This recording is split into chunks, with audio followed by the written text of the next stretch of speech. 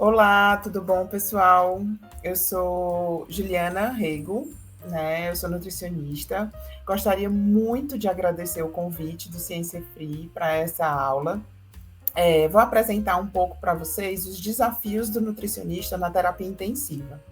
É uma área extremamente específica da nutrição clínica, né, que cada vez mais, principalmente depois da pandemia, se tornou essencial a presença do nutricionista dentro da terapia intensiva, né, como foi marcante o nosso papel nesse combate, né, na linha de frente contra esse vírus tão potente e que muitos pacientes cursaram ali com cuidados intensivos.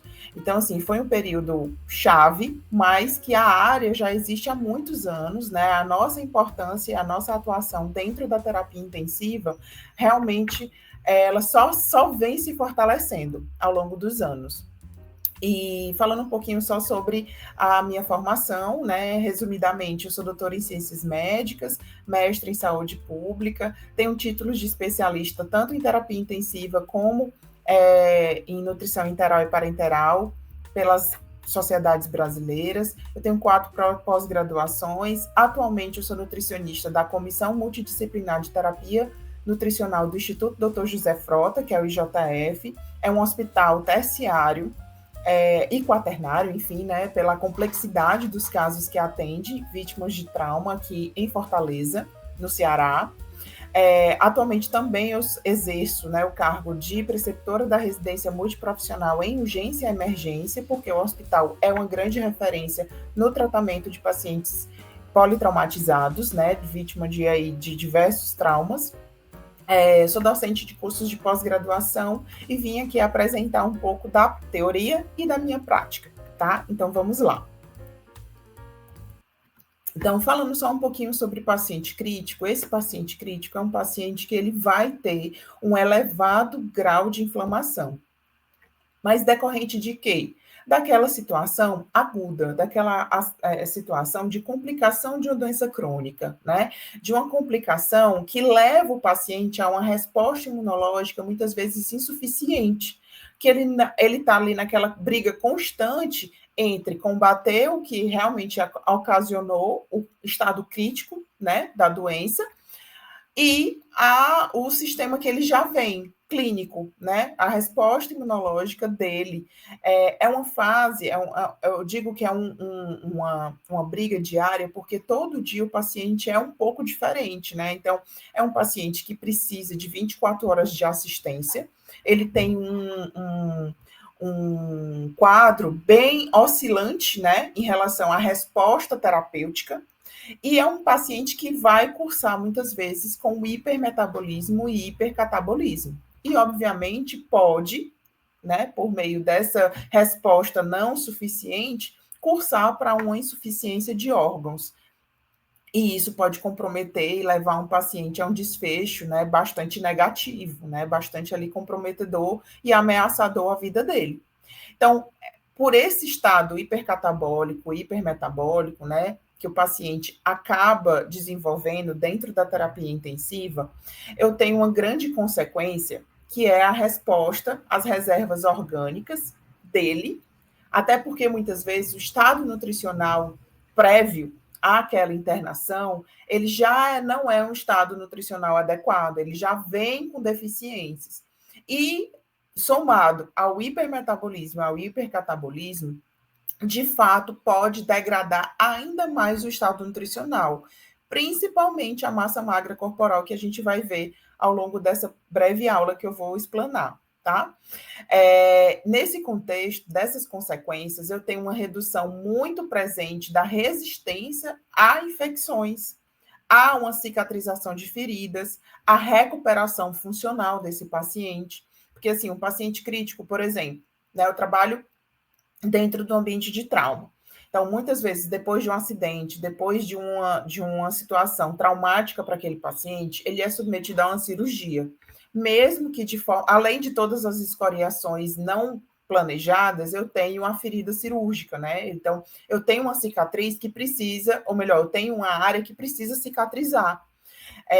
E essa capacidade, por meio de todas essas degradações que acabam desenvolvendo aqui um colapso, né, que realmente o nosso corpo desenvolve, tentando responder aquela alteração do metabolismo, pode sim comprometer essa cicatrização.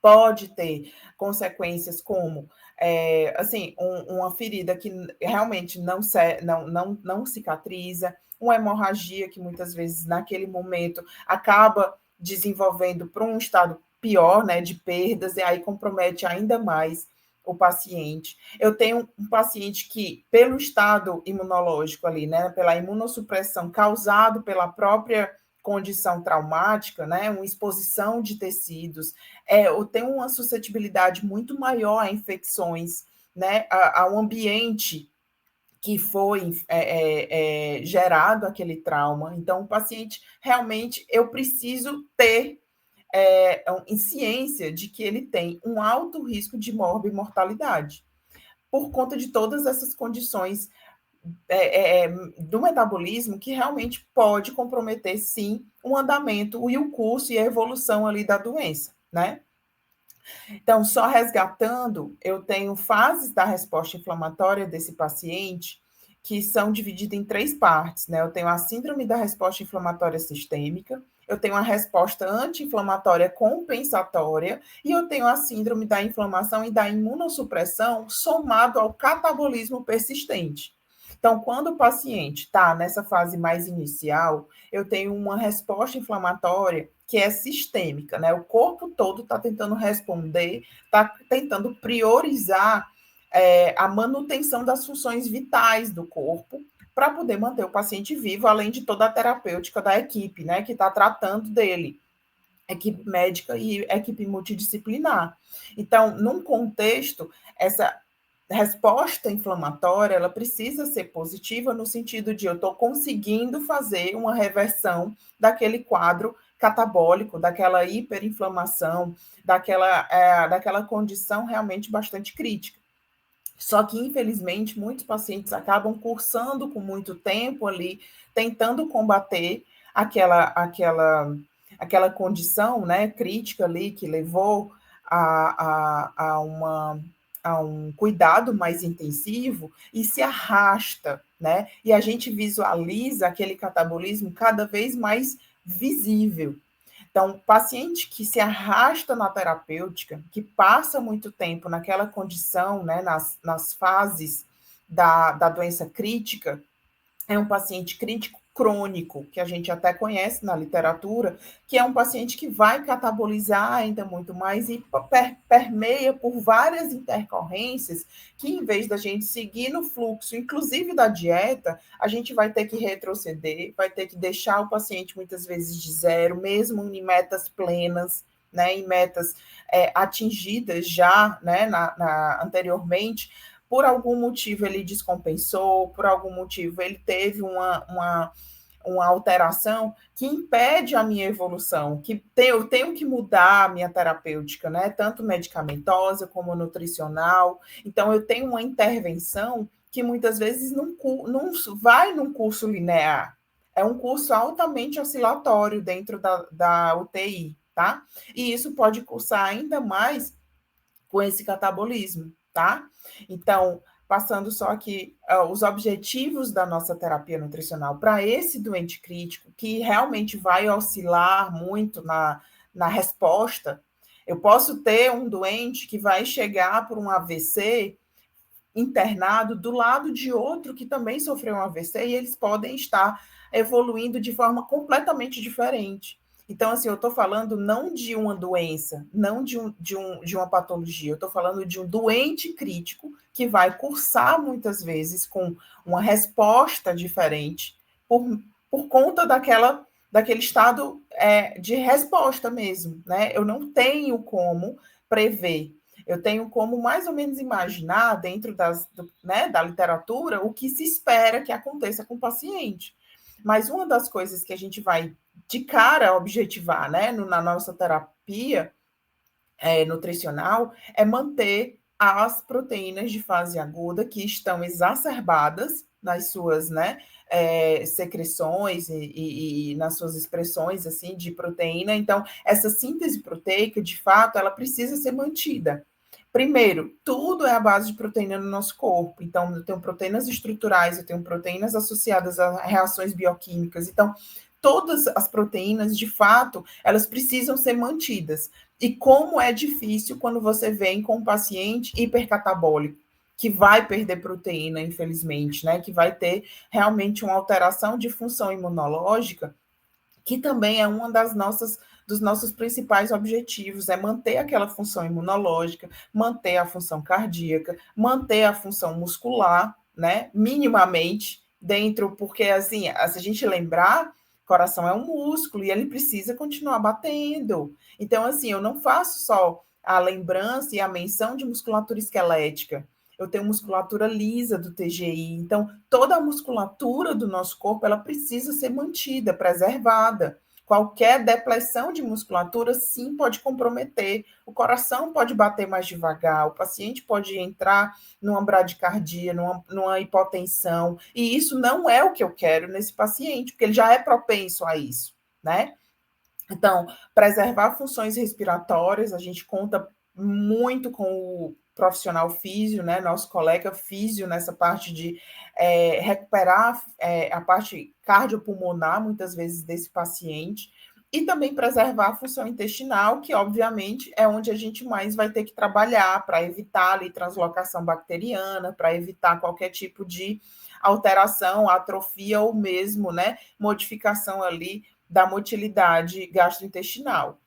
Atenuar a resposta metabólica, né, para não levar um paciente ou não estar alimentando aquele hipercatabolismo, então eu tenho que amenizar o quanto que o paciente tem de resposta metabólica e, obviamente, restaurar essa proteína tecidual, que vai ser realmente um dos principais momentos ali, né, de degradação dentro da internação do paciente. A gente vai ver essa proteína tecidual, né, de estruturas realmente tendo uma depressão bem presente, e reparar tecidos, no caso, levar o paciente que precisa a uma cicatrização, levar um paciente a uma melhora, né, desse tecido lesionado, caso ele tenha alguma necessidade mais especial, até trabalhar com suplementações que vão nos ajudar nesse sentido. Então, é um grande desafio manter o paciente vivo, manter o paciente funcional, manter o paciente com a fisiologia em dia, sendo que ele está sob uma condição crítica que leva ele realmente a uma alteração, né, de condições clínicas bastante ali importantes. A triagem nutricional, até o congresso da ESPEN, né, o mais atual, vem dizendo que para muitos pacientes de terapia intensiva, só em estar na terapia intensiva, ele já é de risco nutricional. Mas a gente sabe que na literatura, né, a triagem nutricional permite a gente identificar se o paciente vai ou não cursar com um risco nutricional, e aqueles já desnutridos, né, a gente visualiza ali uma condição que realmente pode piorar aquela desnutrição, um processo de desnutrição, e como a terapia nutricional individual e precoce pode intervir, né, pode ali estar amenizando esse processo. Só que na terapia intensiva, como eu falei, existem recomendações que precisam ser lembradas, lembrando que a condição crítica do paciente pode modificar ali dentro das primeiras horas, né, primeiros dias ali da internação, e o paciente evoluir bem, mas tem aqueles pacientes que realmente não, que precisam de um maior tempo de internação. Então, o crítico, ele precisa ser triado ou precisa ser visto e avaliado dentro dos primeiros 24 horas, ou seja, no dia da internação. Se ele internou de noite, né, e não tem no local nutricionista, tentar fazer essa avaliação pela manhã, já para tentar traçar, né, um norte aí de como vai se dar a terapia nutricional, se é possível já iniciar ou não, né? A condição de estabilidade do paciente também precisa ser colocada em xeque aqui, tá? Então, assim, o estado inflamatório e hipermetabólico desses doentes né, aumenta esse processo dessa desnutrição, como eu já falei. A gente vê o paciente desnutrir em muito pouco tempo, mas não é culpa nossa. é a própria condição, muitas vezes, desse paciente que não consegue evoluir na terapia nutricional, que está, né, naquele período mais hipercatabólico, e realmente isso aumenta o tempo de internação, aumenta o tempo de ventilação mecânica e, obviamente, aumenta a mortalidade. Então, a situação desse paciente, visualizado quanto antes, melhor. Normalmente, na minha prática clínica, se eu já tenho um paciente que foi admitido na minha unidade, eu já faço toda a avaliação nutricional, não faço nem triagem nutricional, porque eu já considero que aquele indivíduo, principalmente na minha realidade, que é um paciente politraumatizado, que é um paciente vítima, né, infelizmente, de perfurações por arma de fogo, brigas, né, enfim, quedas de moto, então tem um contexto bastante complicado. É um paciente queimado, grande queimado, né? Então, é um paciente que sim, é um paciente de risco nutricional. É um paciente que está ali ainda estabilizando. Então, eu preciso ter ele próximo de mim, no sentido de eu preciso saber em que condição ele está, qual é a fase da doença crítica que ele está. Será que é momento certo? Já foi passada a sonda desse paciente para alimentar? Porque muitos não são alimentados via oral. Então, assim, é um contexto que eu preciso logo ver, logo conhecer. Dou prioridade, sim, a esses pacientes, né, os admitidos, para conversar com a equipe, para saber como vai se dar, né? A gente tem visitas multis diárias para discutir casos clínicos, e esses admitidos realmente são os pacientes que a gente vai estar ali dando um pouco mais de atenção, até para conhecer né, essa condição. E dentro da triagem nutricional, a gente tem o Nutric, que é específico para paciente crítico, e tem a recomendação, né, das várias sociedades internacionais e brasileiras, que é utilizar a triagem nutricional NRS, né?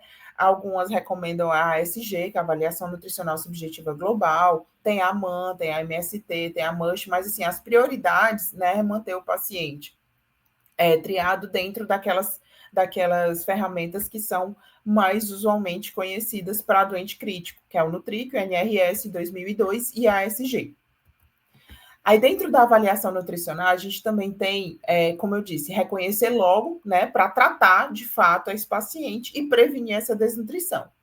As grandes dificuldades que a gente tem, o paciente não fala, o paciente não contactua, né, na grande maioria das vezes o paciente está sob sedação, então é um paciente que eu não tenho como perguntar a ele as coisas, ele não está acompanhado de ninguém, porque eu não tenho um acompanhante dentro da UTI adulta, né, alguns casos de UTIs pediátricas permitem a presença de familiares, né? Mas assim, eu trabalho UTI adulto e idoso, né? Então é um público que não vai ter acompanhante, só a presença do familiar na hora da visita, e é uma horinha ali que o paciente passa sob a visita, né, de alguns familiares, que não é um momento muito adequado de estar perguntando coisas.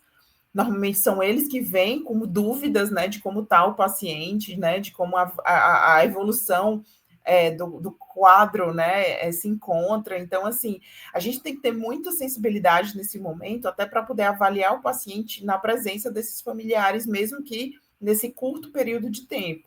E outra coisa interessante alguns pacientes que já têm outro perfil, que são aqueles pacientes que não estão sob sedação, estão acordados, orientados, né, que estão ali dentro da UTI ainda, às vezes até aguardando vaga de enfermaria, ou mesmo numa condição mais estável, sabendo, entendendo tudo que está acontecendo. Tem alguns casos que a gente até permite, né, a visita estendida. Então, são alguns familiares que passam mais tempo ali, e a gente também tem que dar um suporte, até de alimentar para esses pacientes, né, para esses familiares.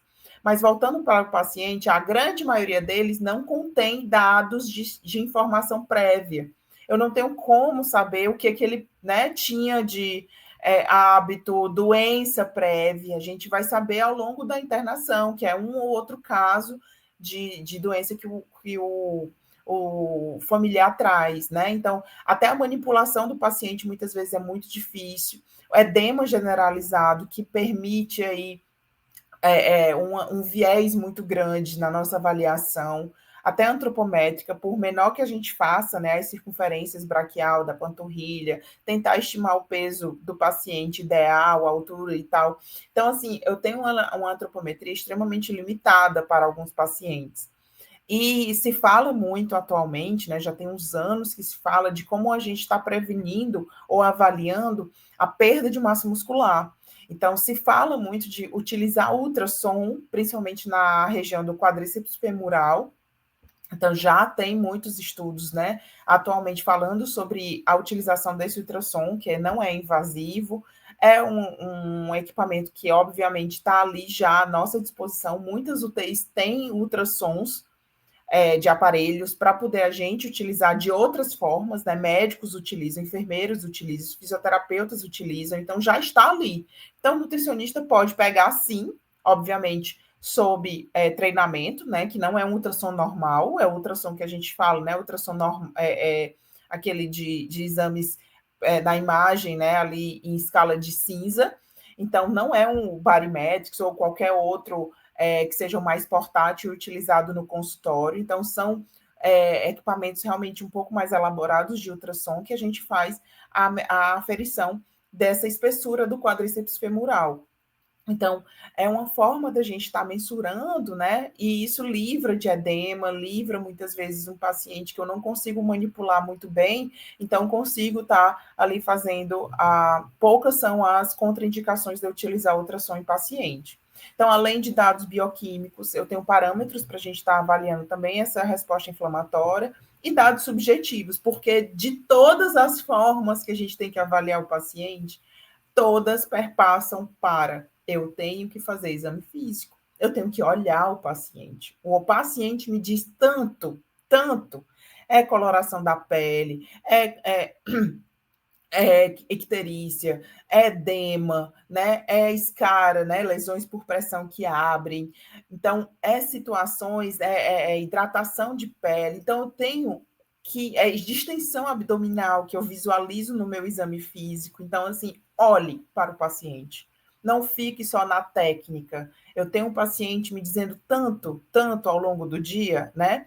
Até o paciente está super bem, de tarde ele já apresentou aquela distensão, você já tem que rever conduta, ver volume, ver fórmula, né? Então, assim, eu tenho que sim olhar para esse paciente, eu não tenho que deixar de lado, porque muitos, por meio dessas tecnologias, né, enfim, a gente acaba esquecendo de olhar o paciente, vendo a beira-leito, a avaliação à beira-leito, como é importante, tá? Então, o que avaliar também, a gente também, né, isso não está escrito em livros de avaliação nutricional, mas a gente tem que verificar frequência cardíaca, saturação, frequência respiratória, temperatura, pressão arterial média, avaliar o porquê das alterações desse paciente, qual o nível de consciência, qual a escala de Glasgow, qual a escala de Haas, se está fazendo uso de sedativos como midazolam, fentanil, propofol, lembrar que o propofol tem caloria também não nutricional. Então, ele é a base de lipídio. Então, quanto que está sendo por ml hora? Vou fazer o cálculo em cima da quantidade de propofol infundida para saber estimar o quanto que ele está recebendo de caloria não nutricional para esse paciente, que pode impactar no quanto que eu vou dar de caloria nutricional também, tá?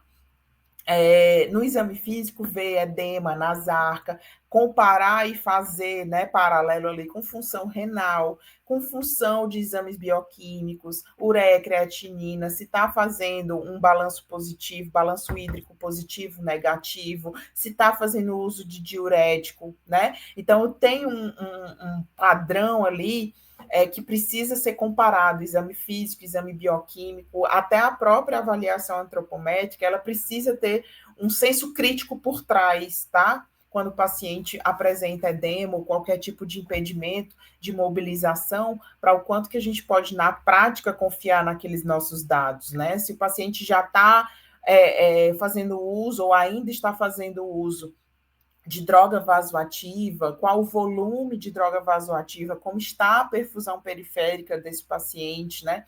Então, assim, se o paciente, quais são os dispositivos, né? Eu vou falar de doença de droga vasoativa um pouco mais para frente, mas quais são os dispositivos ligados, se já está em sonda, tem catéter para diálise, né? Então, é um contexto que a gente precisa também visualizar, como eu disse, o exame físico me diz tanto, tanto, né? Se tem sinais de necrose, se tem sinais de cianose, nos meus exames bioquímicos, se como está o hemograma, como está a curva de leucócitos, se tem associação com febre ou não persistente, se tem alguma infecção, como está a antibiótico-terapia desse paciente, as minhas enzimas hepáticas, se estão alteradas ou não e por quê, gasometria arterial. Gente, isso é um exame que precisa ser muito bem estudado para avaliar os íons, lactato desse paciente e aí associar a oxigenação junto ao fisioterapeuta. Então, assim, eu tenho uma gama de informações que não estão descritas nos livros de avaliação nutricional, porque são muito específicas para terapia intensiva, e eu preciso todo dia estar voltando um pouco o meu lado de encaixar todas as minhas informações para chegar ao meu diagnóstico, né? Clínico e nutricional. Então, os métodos para avaliar a necessidade energética, obviamente, se eu tiver calorimetria indireta, é o padrão ouro. Pouquíssimos hospitais têm calorimetria indireta, eu posso citar assim a Einstein, né, Sírio, né, grandes centros que muitas vezes fazem e têm essa estrutura de equipamentos que vão nos permitir fazer essa calorimetria indireta. Quando não, que é a grande maioria dos casos, a gente faz o uso das equações preditivas, né? Eu vou falar um pouquinho com elas lá na frente, sobre elas lá na frente. Mas, assim, a gente sempre tem que lembrar como está o estado nutricional, como é que está o estado clínico do paciente, porque o gasto energético em repouso, ele vai sofrer alterações da gravidade da doença, da resposta inflamatória, das comorbidades existentes, se tem ou não necessidade a mais, né? Um paciente desenvolveu uma lesão por pressão, o paciente está com uma ferida operatória grande, né, de uma extensão de lesão de pele muito grande por conta daquele trauma, daquele acidente que ele precisa cicatrizar, então já é um gasto a mais, tá? Então, isso realmente precisa computar dentro do nosso raciocínio de qual é a quantidade de energia que eu vou dar para esse paciente. Então, o início da terapia nutricional, ela precisa ser precoce, o quanto antes, obviamente, dentro da estabilidade do paciente. Muitos não se alimentam via oral, então é por meio de sonda, terapia nutricional interal. Quando não possível, né, a gente vai alimentar o paciente pela terapia nutricional parenteral, quando na impossibilidade de utilizar o TGI, mas eu tenho vários benefícios. Quando eu começo essa terapia nutricional utilizando o trato gastrointestinal, eu mantenho o fluxo sanguíneo local, eu libero hormônios e agentes endógenos, né, todos associados ao processo de digestão e absorção de nutrientes, impede a quebra ali da barreira, da possibilidade de permeabilidade ali dentro da seletividade das células do epitélio intestinal.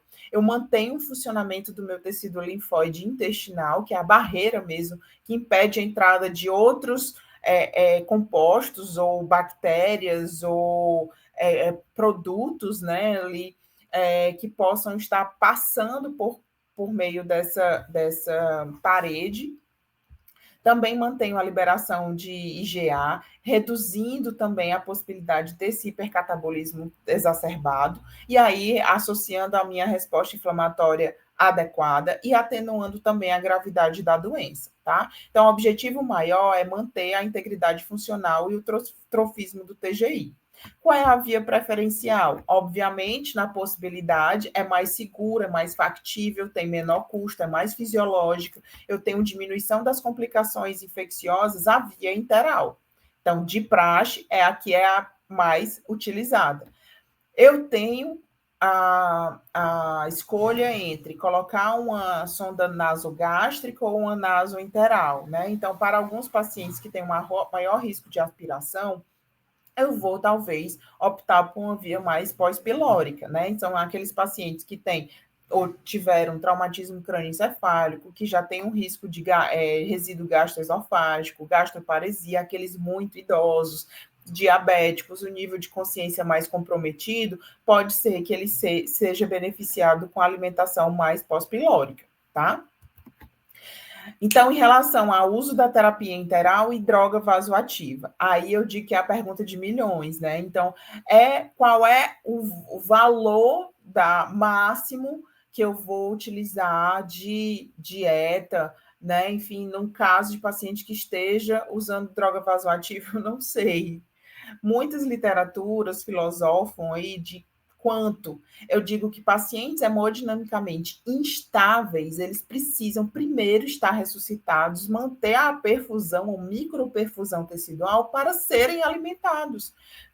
Lembrando da fisiologia gastrointestinal, eu preciso manter a vascularização para aqueles muitos metros de intestino, para poder facilitar o processo absortivo. Então, se eu não tenho essa microperfusão, muitas vezes o paciente ele vai ter um isquemia intestinal ou vai ter complicações que, se numa alimentação antes do período, né, assim, necessário ou possível, eu posso comprometer bastante a evolução clínica do paciente. Então, o ideal é verificar toda essa permeabilidade, verificar a condição clínica e estabilidade hemodinâmica do paciente, se na presença de droga, por que é estável e está decrescendo, porque se eu tenho associação de muitas drogas e está crescendo, né, aumentando dose e vazão, o paciente ainda não está estável, ele ainda está ali num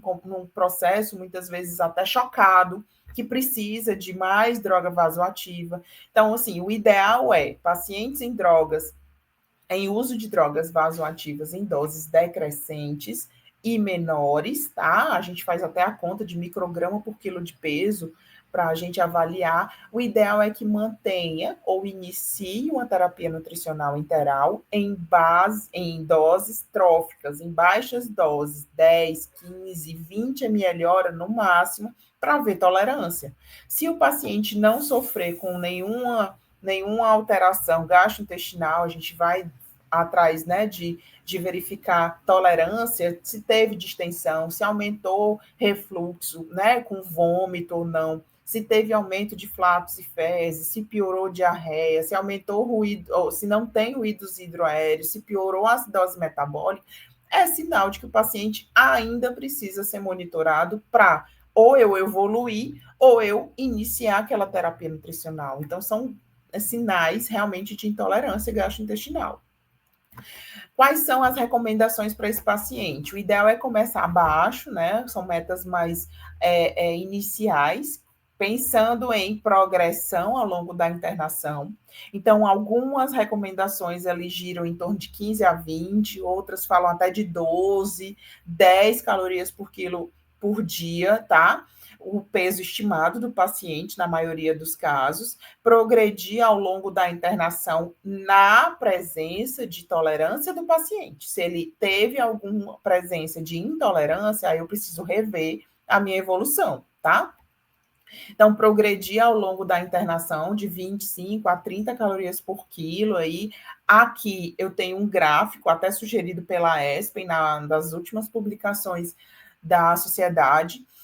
Ele traz ali até o quarto dia. Eu digo que na prática esse quarto dia às vezes é muito teórico, porque muitos pacientes eles começam a se alimentar ali no primeiro ou no segundo, no terceiro, no quarto dia. Como é que dentro de 4 dias eu vou atingir meta, né? Então muitas vezes é muito individual esse atingir meta até o quarto dia, tá? Mas, assim, a prioridade é manter o quanto possível a evolução para chegar a 100% da meta calórica do paciente ou até 70% ali da recomendação, de acordo com as equações preditivas, tá? Para que não haja risco de nenhum tipo, né, de alteração ou complicação que o paciente possa sofrer nesse período, tá? De forma mais agressiva, nos primeiros dias, eu tenho que lembrar que eu também posso ter uma inibição dessa autofagia, que é fisiologicamente protetora para o paciente, e pode piorar até o desfecho dele, tá? Então, em alguns casos, eu progredi muito rápido, como eu falei, ele pode trazer mais danos do que benefício. Então, alguns médicos até falam qual é a meta do paciente, quantos por cento estão da meta, a gente tem que falar para a gente estar mais ou menos ali sintonizado com o estado clínico do paciente. Nesse slide também fala a meta de proteína. Então, a proteína mínima é 1,3 levando em consideração que eu preciso manter síntese proteica, então metas mais altas de proteína são necessárias, podendo ir até 1,5, 2, até 2,5, dependendo do caso, tá? Então, normalmente, metas mais altas já são para pós-hospitalização, para eu reabilitar esse paciente, para eu condicionar a uma recuperação ali plena desse paciente, que é o nosso objetivo, tá? Então, a indicação da nutrição parenteral, muitos casos, é paciente que não tolera o uso ainda do TGI para alimentação. E sim, a gente também tem que alimentar precocemente esse paciente. Então, se eu já visualizei, o paciente teve uma laparotomia exploratória, porque ele levou, enfim, vários tiros na região abdominal, atingiu várias partes do TGI. Então, eu preciso verificar qual é o momento correto, né? E se eu tenho ainda a liberação junto à cirurgia, né? Quem operou, do início da terapia nutricional. Então, se não for possível ainda utilizar aquele trato digestório que foi totalmente, né, recuperado, ou tentado recuperar de alguma forma, nas anastomoses, enfim, né, na possibilidade ali da recuperação, aí eu entro com a nutrição parenteral. Isso eu estou citando só um caso da minha prática clínica, certo? Agora, existe as pessoas que, por exemplo, eles se beneficiam de nutrição parenteral suplementar, que são aqueles pacientes que não toleram ou não chegam nas metas por meio da terapia enteral, ou que têm metas muito altas, que eu preciso dar um volume enteral, né, de nutrição enteral muito alto, e ele não tolera, porque eu já tentei, ele vomitou, né, teve gastroparesia, distendeu.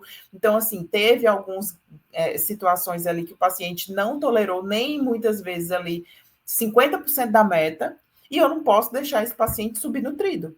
Então, eu tenho sim que pensar junto à equipe, que aí quem vai prescrever, né, a parenteral é o médico. Aí eu falo com ele, olha, coloca a nutrição parenteral suplementar só para eu atingir meta do paciente, se isso for possível, entendeu? Então, assim, se dentro da sua dinâmica eu tenho essa possibilidade, alguns casos realmente de pacientes que não conseguem atingir aporte calórico e proteico por via digestiva, sim, são beneficiados com a nutrição suplementar.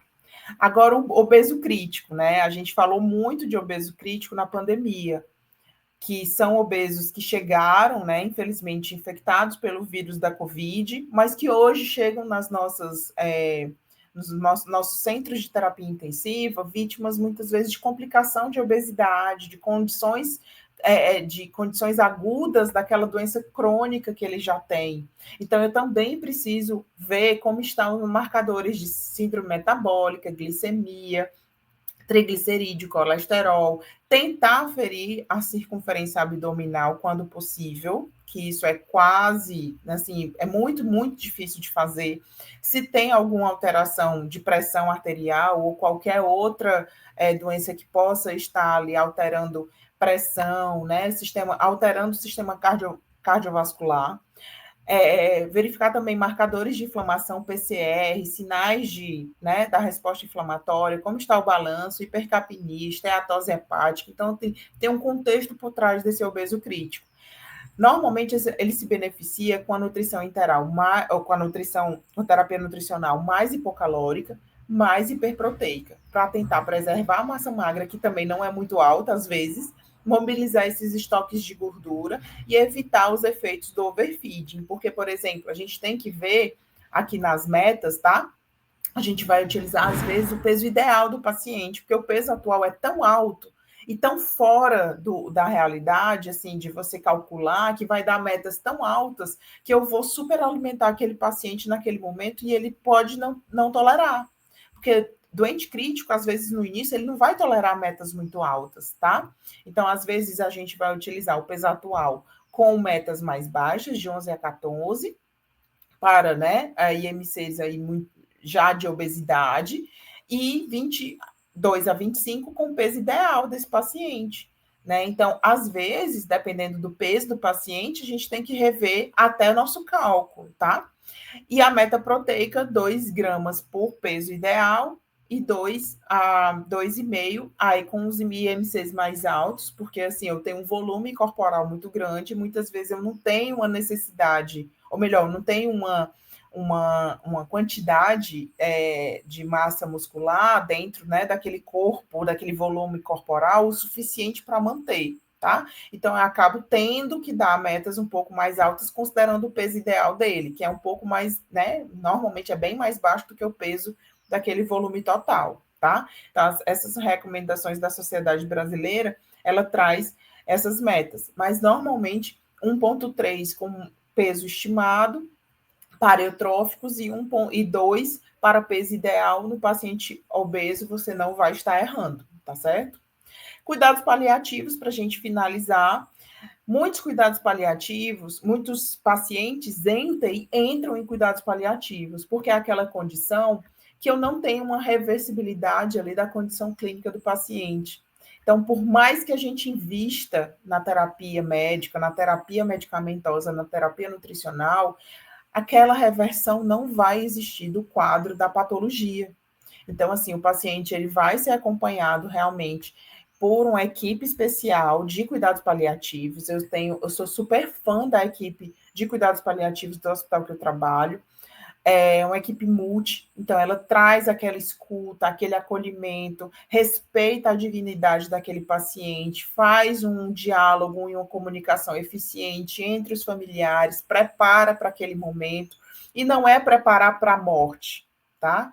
Cuidados paliativos, o paciente entrou em cuidados paliativos, é sinônimo de que vai morrer já já. Não, é porque é um quadro que eu não tenho reversibilidade, eu não tenho cura, eu tenho um acompanhamento do paciente para evitar, né? Então, assim, é só lembrar que tem que priorizar o conforto do paciente nessa fase final. Só que essa fase final de vida, às vezes são dias, às vezes são semanas e muitas vezes são anos.